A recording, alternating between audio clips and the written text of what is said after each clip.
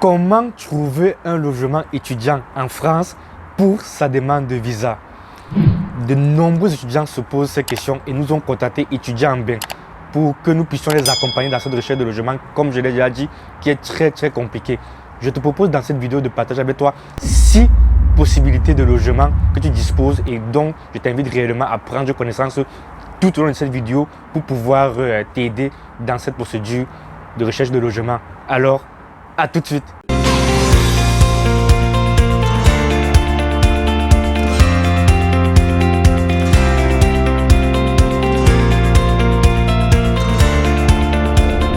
Salut à toi, bienvenue sur cette chaîne YouTube Étudier en Bain. Alors, moi c'est Lionel Mbekoué et sur cette chaîne je te parle principalement des démarches pour venir pour ces études en France ou en Belgique. Si tu es intéressé par cette thématique, n'hésite surtout pas à t'abonner, activer la cloche de notification pour rester informé en temps réel de la publication de toutes nos nouvelles vidéos où tu trouveras du contenu de qualité, des informations fiables qui vont t'accompagner tout au long de ta procédure jusqu'à l'obtention de ton visa.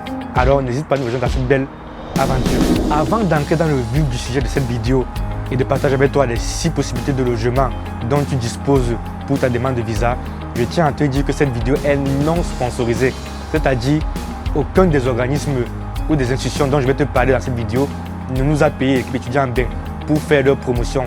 Nous le faisons vraiment parce que nous voulons que tu réussisses ta procédure et que tu trouves ce logement. C'est vraiment le fruit de l'effort, du travail, des recherches, du retour d'expérience de toute l'équipe Étudiants en Bain pour t'accompagner et t'aider à trouver ton logement. La première possibilité de logement que tu disposes, c'est le logement dans l'établissement d'accueil. Alors, il faut savoir que certaines écoles en France ou universités, en général des grandes écoles, ont des logements universitaires pour les étudiants qui ont l'admission dans leur établissement. Donc, si c'est ton cas, tu as obtenu une admission et que l'établissement t'a proposé un logement, n'hésite pas à l'accepter à moins que tu aies d'autres solutions de logement alternatives et sûres. Donc vraiment, n'hésite pas à foncer si c'est le cas, car ces logements sont de fois en général à des prix abordables, assez raisonnables et en plus ils sont proches des établissements et de l'université où tu fréquenteras. La deuxième possibilité de logement que tu disposes pour ta demande de visa, ce sont des logements en cité universitaire. Ce type de logements sont financés par le gouvernement français et ils sont gérés par le CROUS, qui est le Centre régional des œuvres universitaires et scolaires.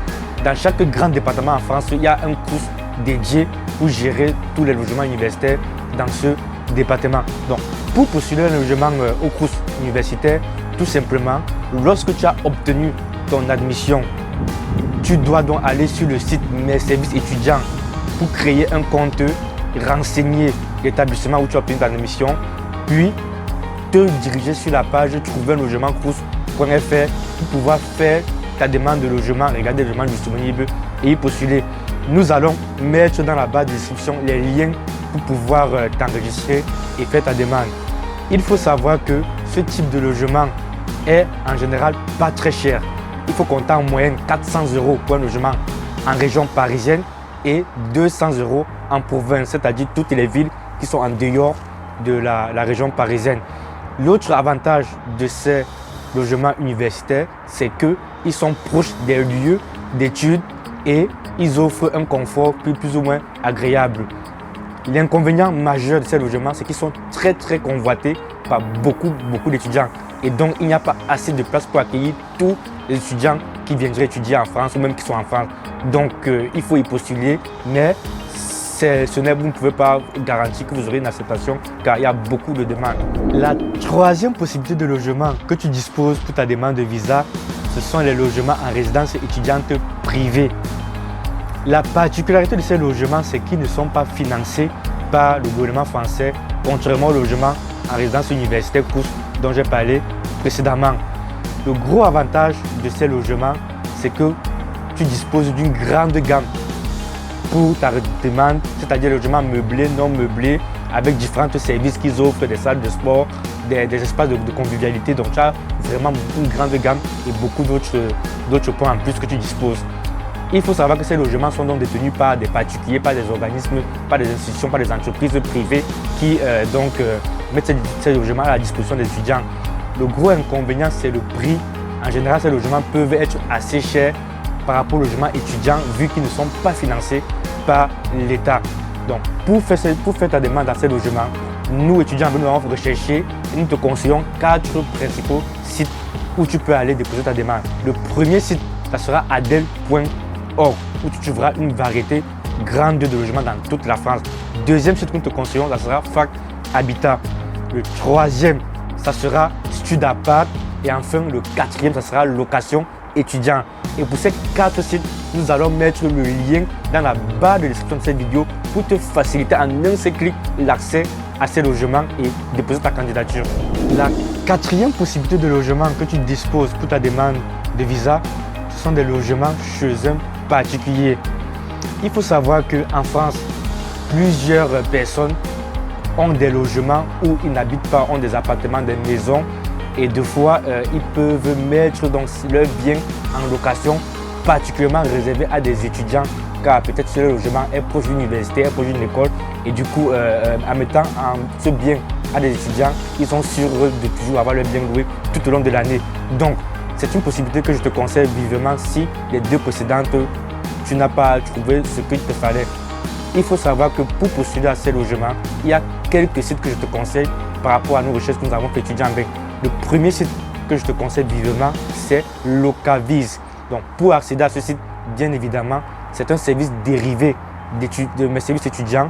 Tu créeras ton compte et après, donc, tu pourras accéder à Locaviz qui propose des logements adaptés à des étudiants comme en résidence universitaire. Le deuxième site où tu peux aller pour postuler, c'est le site PAP de particulier en particulier. Le troisième site où je te conseille aussi, c'est le Bon Coin. Le gros inconvénient avec ces 2 sites, c'est qu'en général, c'est bien d'être déjà sur le territoire français pour pouvoir faire une demande. Donc, si tu as une connaissance qui est en France, tu peux la contacter et t'arranger avec elle pour qu'elle puisse t'aider pour faire cette demande. Ou aussi, tu peux nous contacter étudiants même pour que nous puissions t'accompagner dans cette demande de logement chez un particulier. La 5e possibilité de logement que tu disposes pour ta demande de visa, ce sont les logements étudiants en foyer jeune. Ce type de logement est très méconnu par de nombreux étudiants qui sont même en France et encore moins ceux qui sont à l'étranger. Il faut savoir que des organismes, que ce soit à but non lucratif, proposent ce type de logement pour aider et accompagner les jeunes entre en général 18 et 25 ans dans leur insertion professionnelle ou dans leur activité scolaire pour pouvoir les accompagner, les permettre de réussir dans des conditions assez correctes. Le gros avantage, c'est que le prix de ces résidences est assez correct par rapport aux résidences étudiantes privées. Il faudra compter entre 500 € à Paris et 250 € en moyenne en province pour avoir ce type de logement. Le principal organisme que nous te conseillons dans nos recherches, c'est l'Union nationale pour l'habitat des jeunes qui propose des logements vraiment pour accompagner tous les jeunes dans leurs études et aussi dans leur insertion professionnelle. La 6e possibilité de logement que tu disposes pour ta demande de visa, ce sont les logements chez l'habitant. Ce type de logement, c'est en général une chambre privée au sein d'une maison ou d'un appartement. La particularité de ce type de logement, c'est que tu vis avec la famille ou la personne qui te loue le logement. C'est-à-dire, vous pouvez partager le salon ensemble, les toilettes, les lieux communs, le balcon. Donc, vous vivez vraiment ensemble. Juste que toi, tu as dans ton coin privé ta chambre où voilà, quand tu passes ton temps, où tu révises et tout. Donc, vraiment, ce type de logement est une possibilité que tu disposes pour pouvoir venir en France. Bien évidemment, si tu as une famille ou des amis qui peuvent donc t'accueillir chez eux, il y a juste qu'ils doivent te faire une attestation d'hébergement signée avec les pièces d'identité, le contrat de bail et quelques documents d'autres pour te fournir, pour que tu puisses faire ta demande de logement. La deuxième grosse partie de ce type de logement, c'est que même si tu ne connais absolument personne en France, j'ai une très bonne nouvelle pour toi. Il existe des dispositifs qui ont été créés en France pour pouvoir mettre en place des familles d'accueil à des étudiants étrangers qui viennent pour poursuivre les études en France. Donc, dans cette vidéo, je te parlerai d'une plateforme que j'ai découverte très récemment qui accompagne les étudiants. Cette plateforme s'appelle Co-Homely. Donc, sur cette plateforme, il y a des familles donc, qui proposent leur logement contre un service et deux fois, le logement peut être soit à prix très réduit, soit totalement gratuitement. Tout ce que tu devras faire, c'est soit, par exemple, dépendamment du besoin de la famille, accompagner leurs enfants en soutien scolaire Par exemple, ça peut être des cours de mathématiques, des cours de physique, de chimie, d'histoire. Donc, aider les enfants à faire le devoir. Ou encore, par exemple, ça peut être de la garde d'enfants. Donc, peut-être par semaine, pendant 2 heures, 3 heures, tu devras garder leur enfant pendant que les parents seront occupés à faire d'autres activités. Ou même, ça peut être aussi des cours de langue.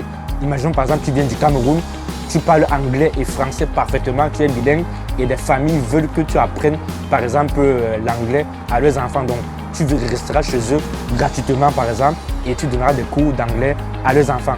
Donc, c'est quelque chose que vraiment je te conseille de postuler et de mettre ta candidature si vraiment tu n'as aucune personne en France pour t'héberger. Nous mettrons le lien dans la barre de description et nous t'invitons réellement à t'inscrire et à avoir des possibilités de logement. Je vais maintenant partager avec toi un bonus qui est en réalité une 7e possibilité de logement que tu disposes pour ta recherche et qui peut t'aider pour ta demande de visa. Il s'agit tout simplement des logements intergénérationnels. Alors, tu te demandes peut-être c'est quoi un logement intergénérationnel?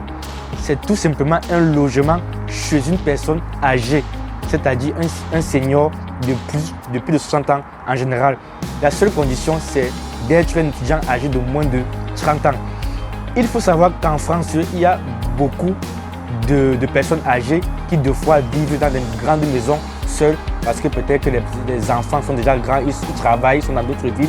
Et donc, avoir une compagnie d'un jeune étudiant leur ferait très plaisir, même si ce dernier ne paye quasiment pas de loyer, voire gratuitement. Donc, c'est une possibilité que je te conseille si tu ne connais vraiment personne en France. Tout ce que tu devras faire contre l'hébergement gratuit, ça sera par exemple d'aider la personne âgée dans ses achats et ses courses le week-end ou l'assister par exemple quelques soirées, passer des soirées avec lui pour causer et à charger, l'assister dans certaines tâches. Ce type de logement, tu peux le trouver en allant sur quelques sites. Il y en a 2 dont je vais te mettre dans la barre de description, particulièrement Cohabilis et Génération 2.